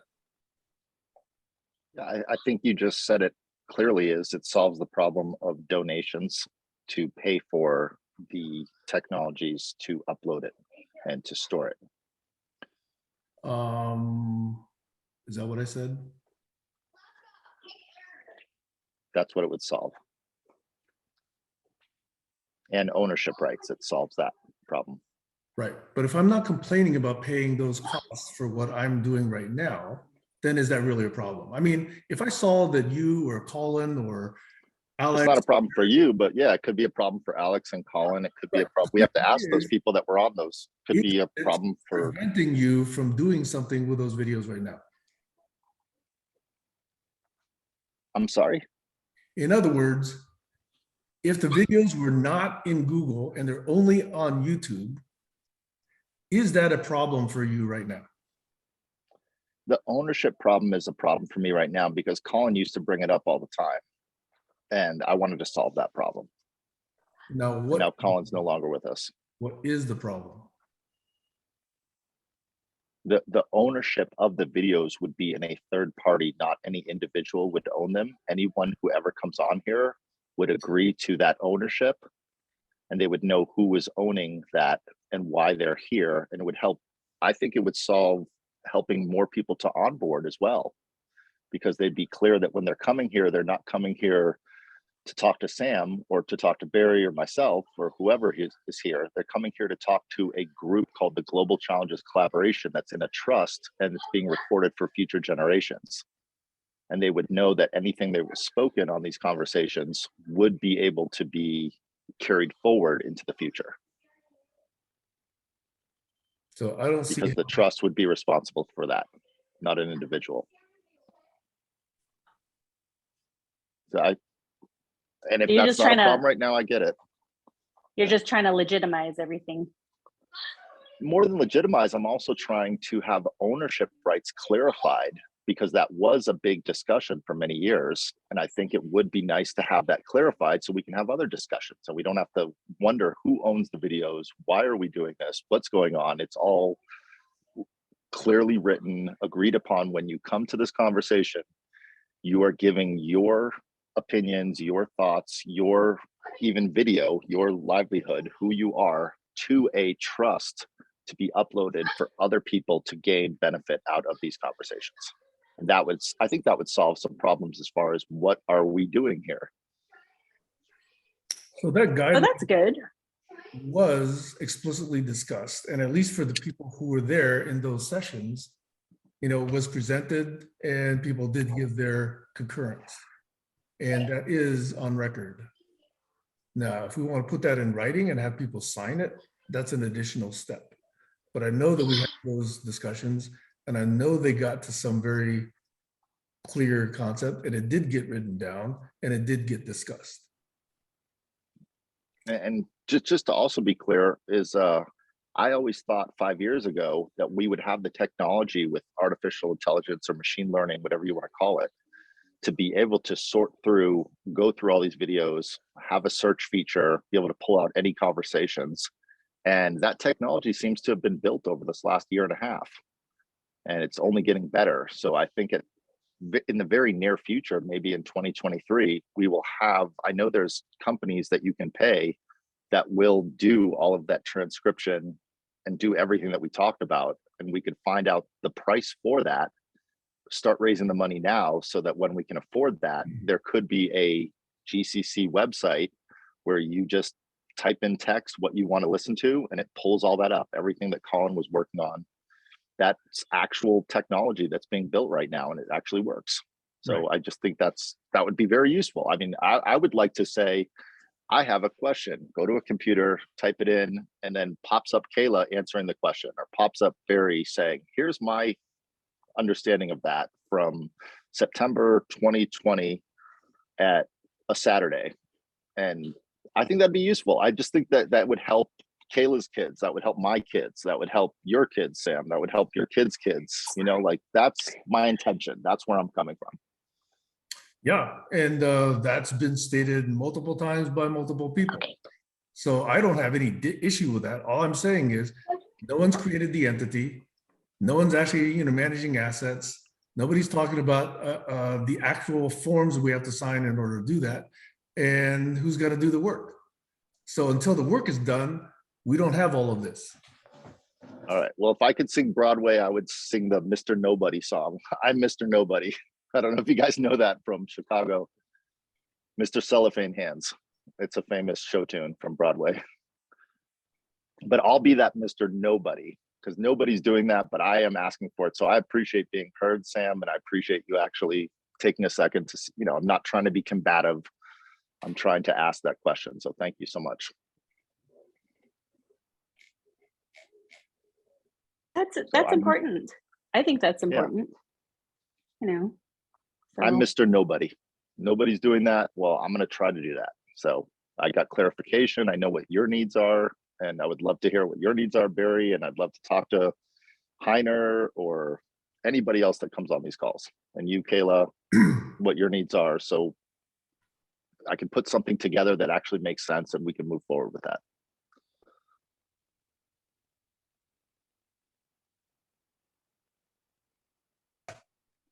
And anyone that joins the calls too, I would like them to know that they're respected, they're valuable, their opinions are important, and they're not just here to chit chat, which is fine if they are, but they also are able to talk to someone into the future. That's the message I want to bring out. I think that's a very important message to say, is that these conversations could help someone further on.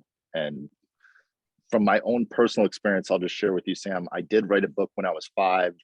A gentleman came to our door and said I was going to kill myself, but I read this kid's book and I decided to live. And that affected me my whole life. And if any of our conversations could help someone, not just from stopping to commit suicide, but making better decisions to make the world a better place, I think that's valuable.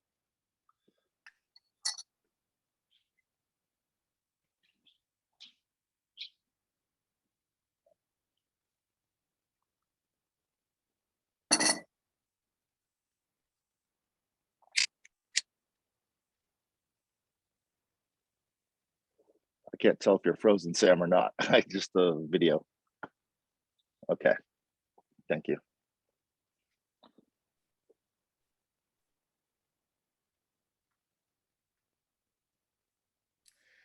Well, since we're addressing some of these issues here, I thought it was disingenuous for you to not understand what the discussion of collective intelligence was leading to. This whole thing about collective intelligence has been brought up for about 5 years. And for you to say, why are we discussing this? To seem just very out of context. And so it just seemed like it was just an attempt to stop the flow and say, what are we doing here? So that to me, I appreciate that. Yeah, I appreciate that, Sam. Because that was not, I was not being disingenuous. And I might be autistic or on a spectrum, so I could come off as disingenuous, but I think you've known me long enough to know that's not where I'm coming from.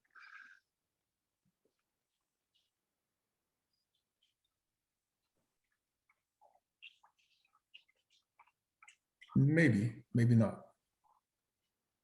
Fair enough.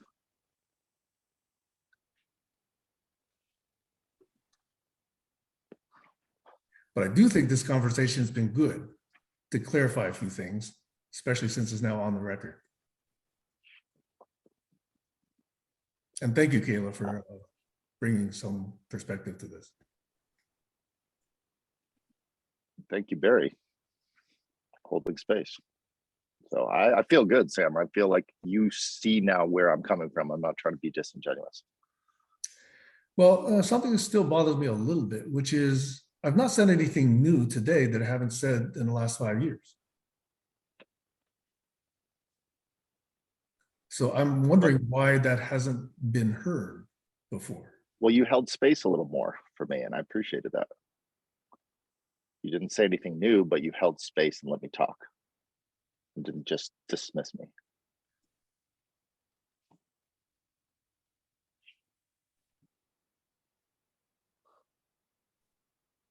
Okay.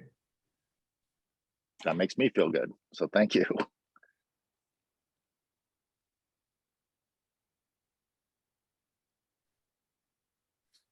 Time for a group hug.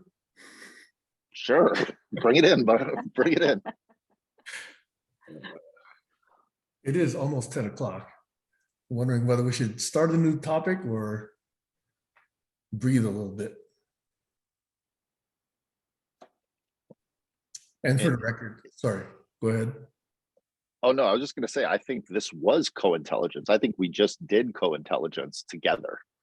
So to go back to your original, what is co-intelligence? What we just did, in my opinion, was co-intelligence. I think it's an aspect of it. One of the reactions I wanted to give to the Nesta definition of collective intelligence is, and this is a bit of myself patting myself on the back, I admit, but I like my definition better than their definition. Can you say yours again so I can hear it? Yes. It's the tools, practices, principles, and lessons, the theory around how does successful collaboration scale. And by that, I mean that if you have a solution that's presented by a certain group of people, let's say 4 people, and you add 1 or 2 or 3 people to that group, whether it's 4 or 7, whatever N or K is, then collaborology or collective intelligence should be able to give you those practices and tools and methods so that the larger group has either a better or at least not worse solution than the original group. That would demonstrate that we know what collective intelligence is. So I think collective intelligence is a way to scale collaboration. And that's what I'm trying to figure out. Because we can all see that small groups, let's say 2 or 3 or 4 people, can come to agreements, can understand each other, can create solutions. But when we get to groups of 20, 50, 100, 3,000, that's when these kinds of understandings seem to fall apart. We don't have the mutual communication, clarification, understanding, etc.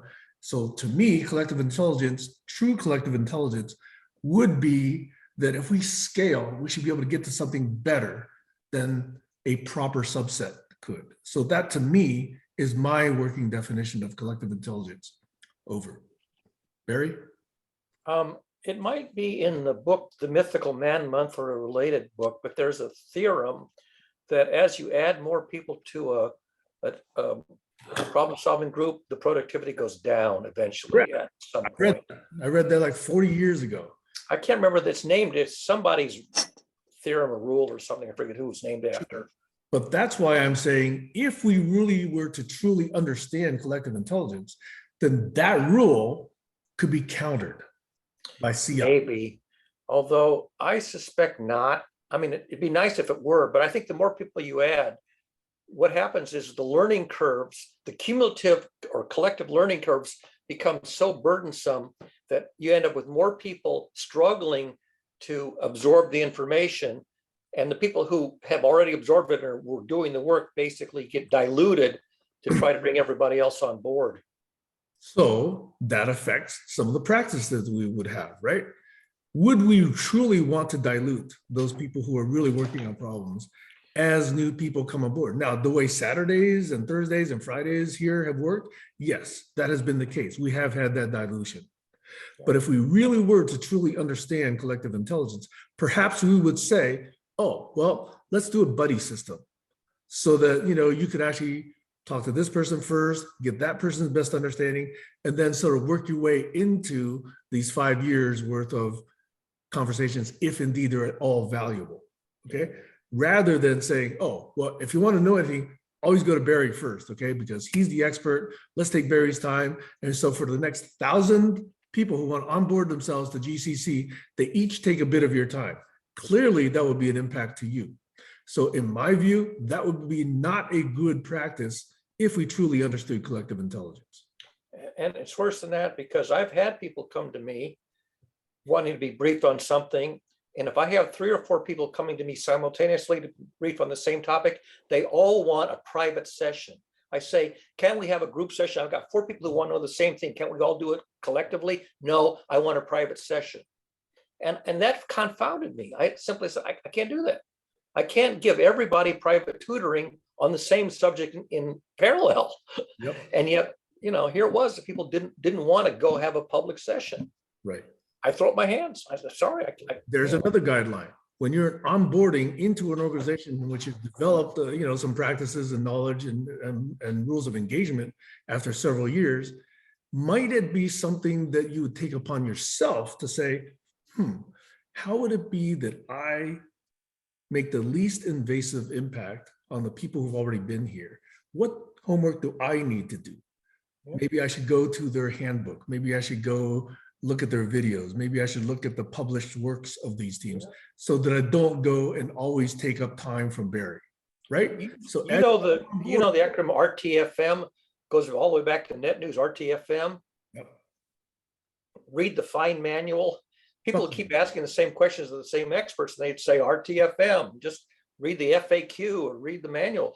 But it doesn't happen. People keep asking the same experts over and over again. The experts basically, just dismiss them. Josh? I'll just bring up a concept which I've been working on for a while, which is the idea of a digital twin that allows you to have those conversations in parallel. And that's, are you guys familiar with that concept of a digital twin? I can imagine it, but I don't have a digital twin. No, I know. And that's what I want to create. One of the things you have to do to create a digital twin is to have hundreds of hours of conversation with you speaking on multiple subjects, which is what we're doing here. So this could create a digital twin of Barry. Yeah. So, I mean, I would like to have even one student who says, I want to pick up in some discipline where Barry left off. I haven't even found one person who wants to pick up where I left off and continue the research that I pioneered. So, what are you going to do? So what do? I write it up and I put it on the public internet, and it's going to survive, hopefully, beyond my lifetime. And maybe after I'm gone, somebody will find it and, and pour through it, or not. Sam? May I offer a perspective, okay? I think it's a limiting scenario for you to think, okay, I've written it out here, and now it's available for someone to pick up. Try the following, okay? Those written words, those conversations that you've had, to me, you could look at them, you could, if you choose to, as invitations to explore further. And if you look at it that way, then that's what I'm doing with you, Barry. Yeah. What we have is once or twice a week, we have a 1 or 2 hour session where there's like 3 or 4 of us present. Okay. Which is what Sundays was intended to be. Yeah. Okay. That's fine. So you don't need to say, okay, I've written it up, I can pass on now. There's going to be other disciples that pick this up from here. I think disciples will all come with different history, background, definitions, perspectives, biases, nuances, etc. So I think this invitation to discussion, invitation to exploration could be a good way to use your past works. And that's what I'm trying to do with you, Barry. All right. So turn around and present the theory of emotions and learning to a next generation audience and see how far you get. Is that the only way? I don't know. How else would I know? Because we could co-create something. Well, all right. I mean, I asked Stacy, pick one section of the encyclopedia article on emotions and learning and represent it in your writing, and she did. I said the same thing to Jennifer Zellinger Marshall. How would you represent it to your peers in education? Stacy wrote one article on medium.com, which he claims nobody ever read, which I think is true. And Jennifer said, it's over my head. I can't grok it. It's too much math. So there you have it.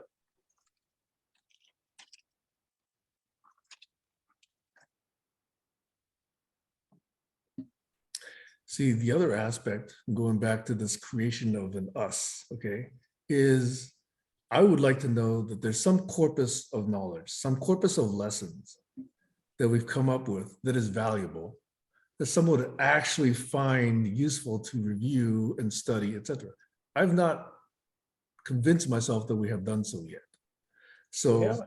to me, creating the entity around some random 900 conversations that isn't yet clearly valuable and spending hundreds of dollars doing that and tens of hours doing that seems to be a little bit premature from my standpoint. It is. I mean, we don't even have, I mean, people have written encyclopedias and people have written Wikipedia articles, and, you know, you can go to these, you know, either printed encyclopedias or whatever and try to find, you know, the corpus, and it's going to be a bookshelf. And how many people are going to pour their way through a bookshelf? Yep.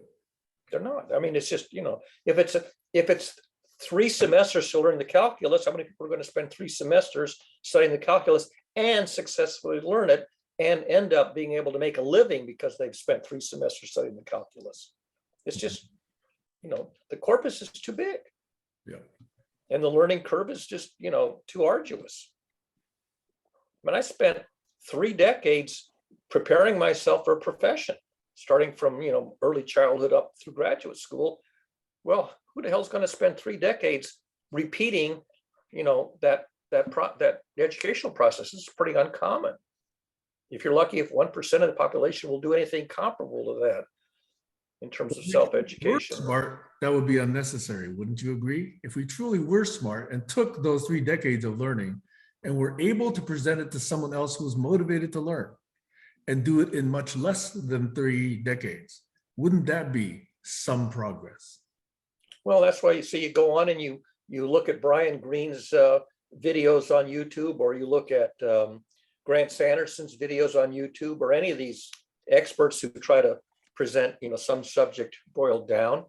And I spent a lot of my time watching these videos of these, you know, world-class presenters in their subject area.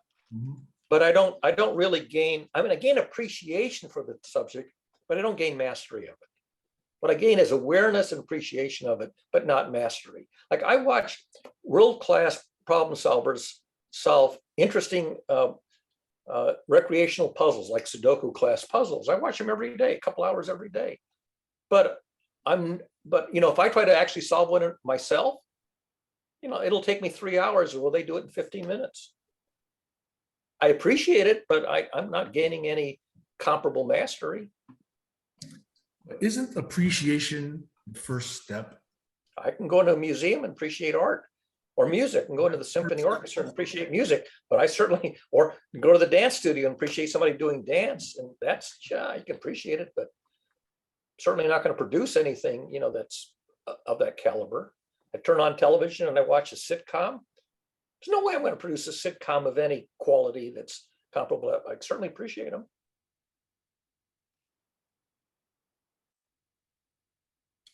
Okay, so Barry, what was the point there?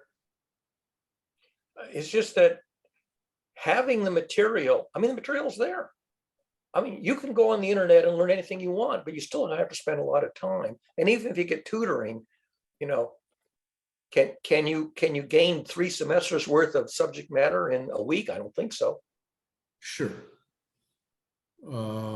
Yeah, I don't disagree, but having the material is an invitation to pique one's interest, which I Sure. think is so valuable. I've learned a lot of Invitation- subjects.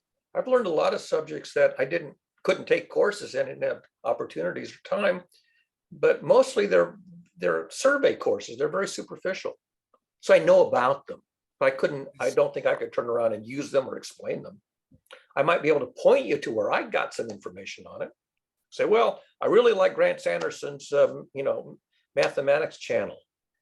You know, it's a good one. Or I like Vi Hart's channel. You know, really good stuff. You can spend 100 hours and, you know, you get a terrific exposure.